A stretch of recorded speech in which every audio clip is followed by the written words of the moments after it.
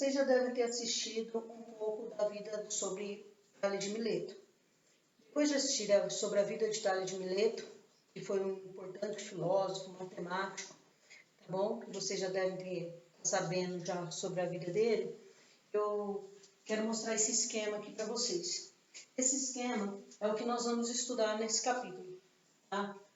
Quando a gente fala em retas paralelas, a gente está falando no Teorema de Tales. É um dos teoremas mais famosos que existe, tá bom? Então eu fiz esse esquema para direcionar melhor vocês. Então primeiro a gente vai falar de linhas paralelas, depois de retas transversais, depois de segmentos de retas, depois de comprimento, razão e proporção. Então fica nesse segmento aqui, certo? Quando eu falo de retas paralelas, eu dei exemplo de duas retas, a minha reta A e a minha reta B. O exemplo mais clássico de retas paralelas é a folha do seu caderno, as linhas.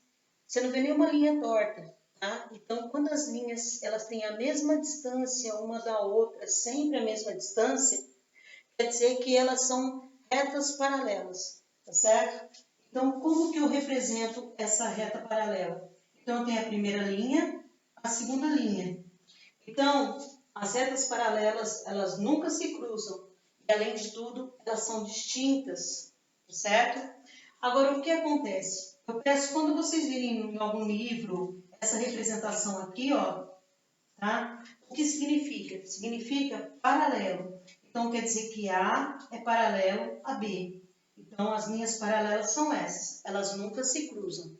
Agora, quando eu falo de linhas transversais, eu estou falando que eu tenho linhas paralelas e tenho linhas transversais. São aquelas que cortam as paralelas.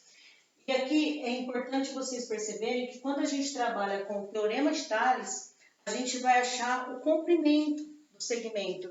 Ou seja, eu tenho aqui uma linha paralela, outra paralela.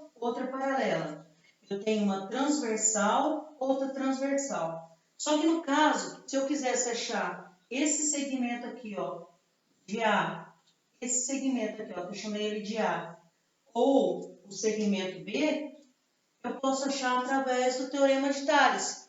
Aí entra o fato de razão, proporção, o tamanho, o comprimento, tudo certinho, tá bom? Então, o Teorema de Tales, ele serve para quê? Para você achar o comprimento de determinados segmentos, tá bom?